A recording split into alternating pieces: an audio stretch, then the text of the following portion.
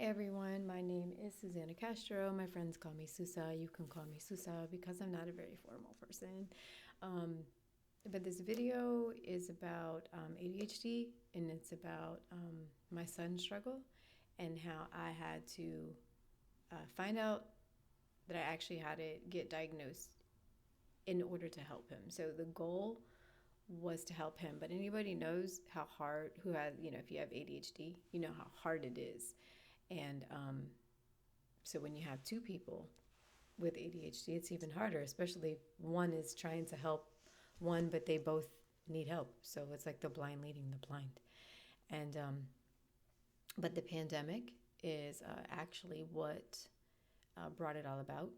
Um, my son has been diagnosed with ADHD since he was 7.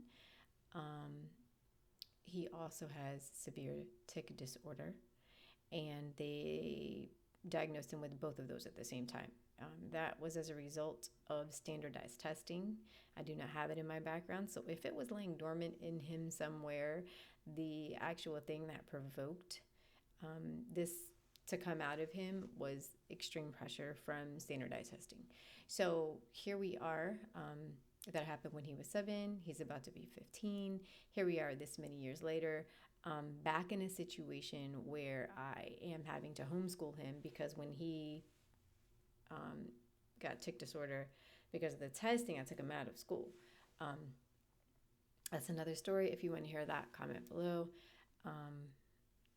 But to stick to this one, and by the way, since I am ADHD, it is a little hard to do it in order. It's not scripted. I had to do this on a whim because you have to do it when it's in you and you remember it. With ADHD, memory is really bad.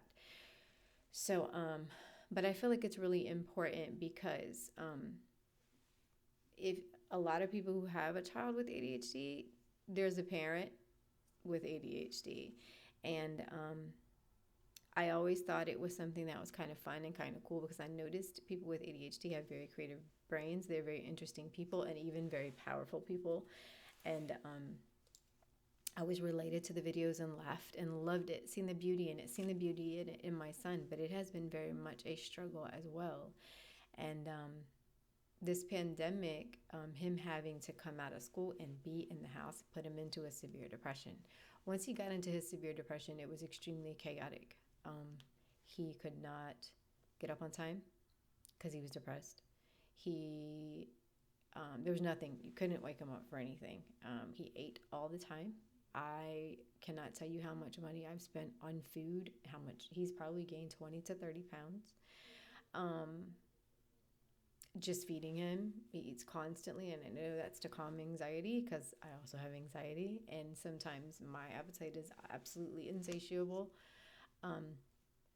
But it was getting overwhelming, and so I have a fix it mindset. So I'm like, what's going on with him? I need to fix it. So almost having to babysit him like he's a newborn. From the time he gets up, here's the things you do in the morning. Have you brushed your teeth? Have you this? Blah, blah, blah. I do it in blocks though. So have you done your morning things? All right, now we're moving on to your school stuff. That he turned into Dr. Jekyll, Mr. Hyde. I did not even recognize him. He is the most sweetest, tender-hearted kid, fun, loving, energetic child you will ever meet. And when it came time to do his work, I was like, who are you and what have you done with my child's body? Or my child.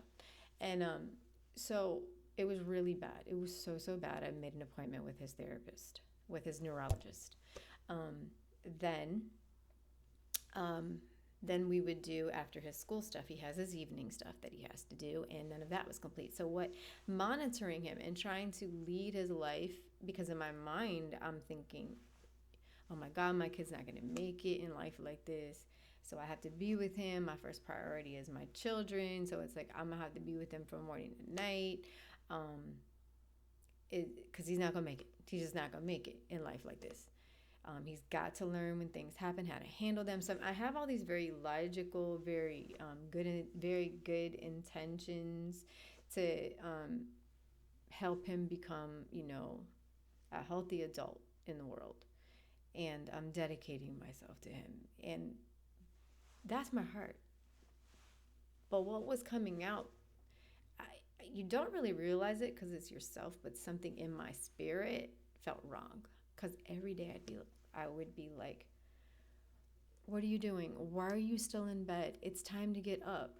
Um, you haven't started your work yet. Like, what do you mean you don't get that? 5 plus 5, um, or but you know this. We've done this. When I'm hearing the message that I'm sending is like this. It's like beating my kid down, and that's not what I want to do. That's not who I am as a mom, and I know that, but I can sense what I'm doing is contradicting that, and it's not positive. It's not something that he's going to grow out of this if that's my intention. So um, I sit myself down. So the next day starts, and something's wrong. This is the point of the video. The story is the moment in this chair, and I am sitting here and I'm praying because that's my faith. And if that's not a reason to shut down, it's just my story. Whatever your faith is, I mean, you can talk to this lotion bottle if you believe this lotion bottle is God, and that's your thing. Do your thing. But for me, I'm sitting here and I'm talking to God, and I'm just like, I can't figure it out. I can't move. I don't know what's wrong with me. I probably sat here, literally, I seen the sun go down. Now, we get up late in this household, so maybe 6 or 7 hours later, the sun's going down. And I'm sitting here still in the same spot. And at this point, I'm crying because now I'm thinking things like I'm not successful, and you couldn't get up. And I'm thinking of all these things like, why can't I move? I can't initiate. I can't start. It's too much. I'm having a hard time structuring him because the more I put into him, in the back of my mind, there are all these other things that I can't get to, that I need to get to in my world, that are falling apart. But with ADHD, it takes them longer, like, to do things. And so he can have one assignment and it can be a 20-minute assignment. It can take him 2 hours. And then there's the ticking because he has this tics. And then we have to wait till that calms before we can start something else. Meanwhile, in the background, the work is piling up, and so you have all this pressure. And I'm with him from morning to night. All this is backing up over here, and I can't get up in the morning because I'm completely paralyzed by all the different things that are going on in my mind. I can't even work at this point. I lost the job in the pandemic. I don't have income coming in, so I have to set that and rest my heart aside for that. And so, by 7 hours later, I'm in the same spot. And I'm like, this. So I'm crying and I'm praying and I'm like, what's wrong with me? I need help. As I'm saying that, I look up, and because I researched ADHD because of him, I look up and there is a video, and that video says ADHD and procrastination. So I'm like, well, this is kind of procrastination because I'm not clearly identifying what it is yet.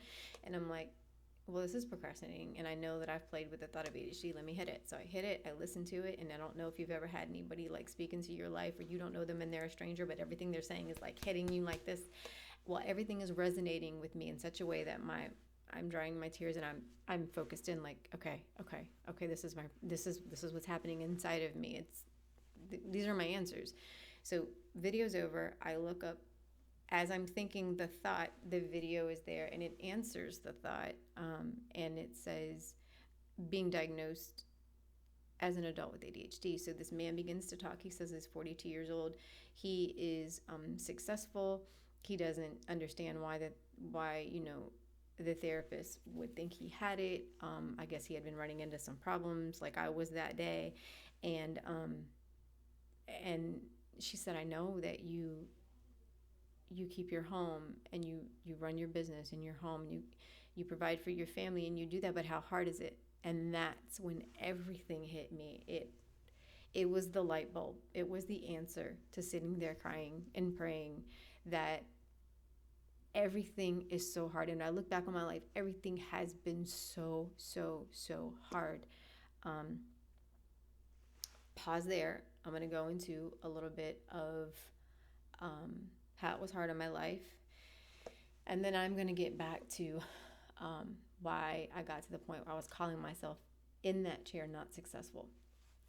So I look back on my life and I realized I could never get one thing accomplished. I was the master of, I was so good at everything. I pursued so many things, and I used to actually pray. Like, I feel like this is a curse. Like, can I please just do one thing? And I would say, God, how people will, they'll do one thing and they get really good at it and they get successful. And I'm like, I understand that I'm really good at a lot of things, but can we narrow it down to three, if not one? So, I'm thinking about that because I'm like, I haven't nailed my thing, my niche, so that's a problem. And I'm much older now, so that's a bigger problem. And because I've been a go-getter and moving 100 miles an hour since I was 18 years old, I've always been extremely focused, although focused on the fact that I had a destiny and dreams.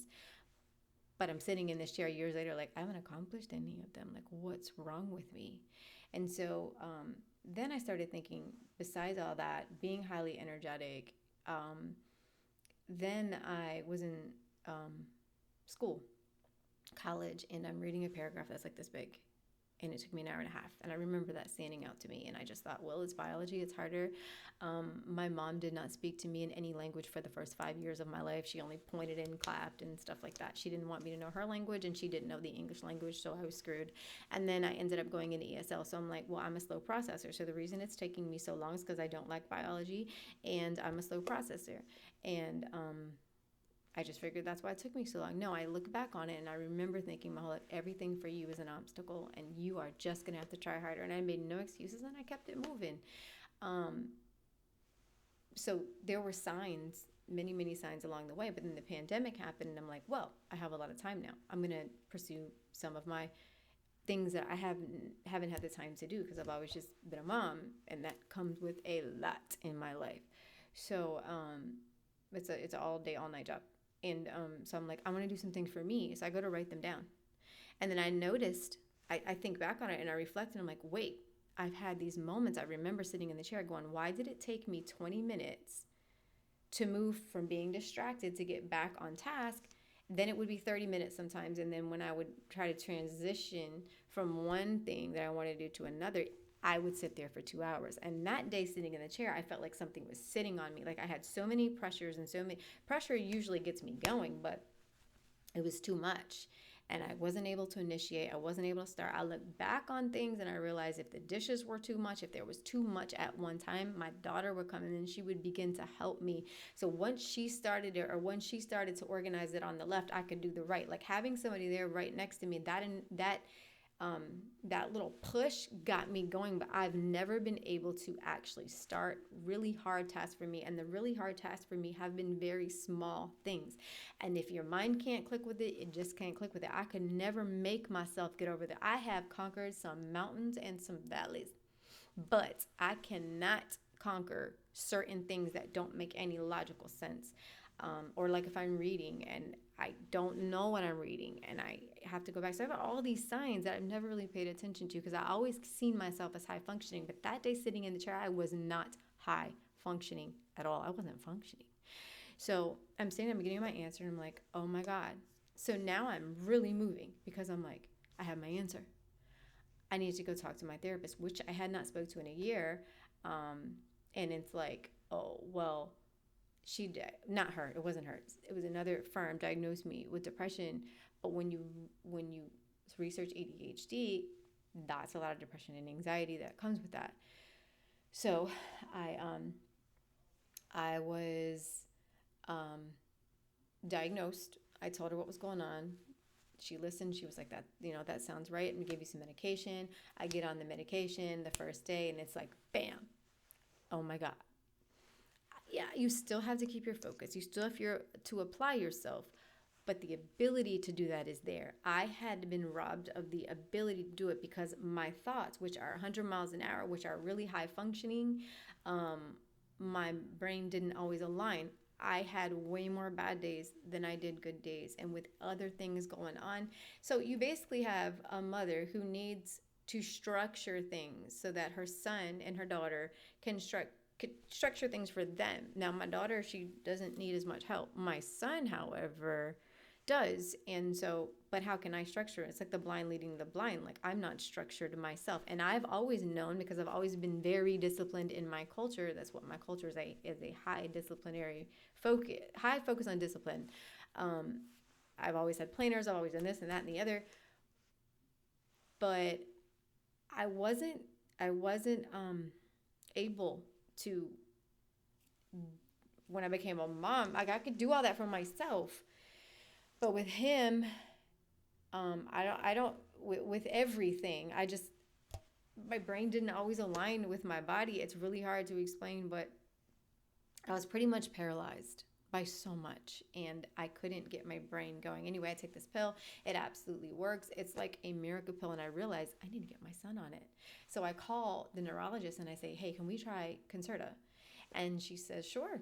She's awesome, and she supports me. And then because my son has tics, and if anybody wants to hear about this, comment below. I'll make another video. But when you have tics and ADHD, you have to be careful with stimulants, because the last stimulant I tried to give him that helped him with focus in school actually had him ticking so bad that I was afraid his bones would break. So I'm being very careful with that. But I'm scheduling his work on the days I'm putting most of his work on the days he takes the medicine, but it's very slow. But the fact that mom is taking medicine now, and I can get up and I can set the structure that he needs in order to be successful. But I wasn't successful because I did not know that I had it, and did not know that I was going to need something to help my chemicals. Because when I took it, it felt like, my eyes are open right now. It felt like my eyes were like, but then like I took it, it was like, and I didn't feel high. I felt leveled. So I felt like I had the thought to do something, but I could do it. And it still took my effort, so it wasn't doing it for me. And so I'm so happy, and that's the reason that I'm sharing this, because you could have ADHD, and you can't help your child if you haven't helped yourself. You have to take care of yourself before you can take care of everyone else. And so now I should be able to, I can structure my day, and because even if my son can't take that medicine that day, because we're being careful with him, if I've taken it, then I can help him get through his day by a certain time, because I'm much more encouraging. I'm less impulsive. I'm more understanding. I'm even learning to be kinder to myself, because I'm hard on myself. So I have spent years beating myself down for not understanding why I felt like I was always a failure. And so there's a part of this when you discover you have ADHD that you're mourning what you could have became, because you start to realize that it took you longer to do everything. And so being that I was a mom that solely prioritized my focus on my children, because it comes with a lot, especially being a single mom. I put all my effort and energy there because I did not have the capacity to put it in 20 different areas. But I was like that. I was built that way. When I was single, like I was built that way. And that part of my life sent me this message that, Susa, you're going to make it. You're successful. You're going to go many, many places, high places, and forward fast. That has not occurred. And so because it has taken me so long to do this one thing that I'm trying to really work really hard to be a good mom, and I have to structure that, I have to be focused, but I had ADHD the whole time. And I was failing in so many different ways, and so I couldn't be consistent. And the way that you hit goals as you're successful in life is because you set goals and you reach those goals. But that takes consistency. And I wasn't able to be consistent because I couldn't align my brain to do what I was telling myself in my planner and in my mind to do. I could not do it. So now I can. And so now I have like a structure so that by a certain time we're done his work, I have the rest of the evening to myself. So I can figure everything else out, and I won't fail in my job either, because if my job was a highly scheduled job, I was always late, and it was just really hard. And even in my relationships, just cutting, like my significant other relationship, cutting him off, or not hearing everything he said, or not letting him, just impulsively like cutting people off when they're talking and things like that. Like, I'm more able to control that. I had no control over it before. And so even when I'm doing school with Josiah, I'm less impulsive. I'm more patient with him. I'm patient with myself. That's really weird. So it really goes back to loving yourself. And I'm kinder to myself. Like, I did mourn losing all that I could have been in all these years had I known, but I have to go forward, and going forward means, what can I do with the rest of my day that could accomplish those goals? Like, there's a knot in my throat because it really hurts to say that, but at the same time, there's nothing you can do about that. So you got to go forward.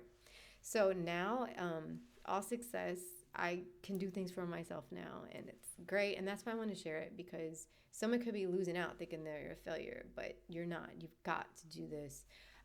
Get yourself diagnosed. Get on medicine. Forget about judgments of medicine. If you're worried about being addicted or your brain being off, whatever, just don't take it on the days that you don't do as much work. And I'm not an expert on it yet, but that's the sense that I get to go forward with. Hey, if I know I got to be really productive, or I'm going to do it, and then on Monday, then on Tuesday, maybe I'm not going to take it, and I'm still allowing myself to have my own schedule and structure, and still trying to apply it on those days. And maybe I won't get as much done, but I'll still fight too. Anyway, hope this helps someone. Comment below on anything, and I will make more videos as I feel led to, or if I get any requests to. But anyway, it was nice meeting you guys, and I hope you enjoyed my story. And I hope that if you have ADHD, you can feel more successful about yourself once diagnosed. Peace and love.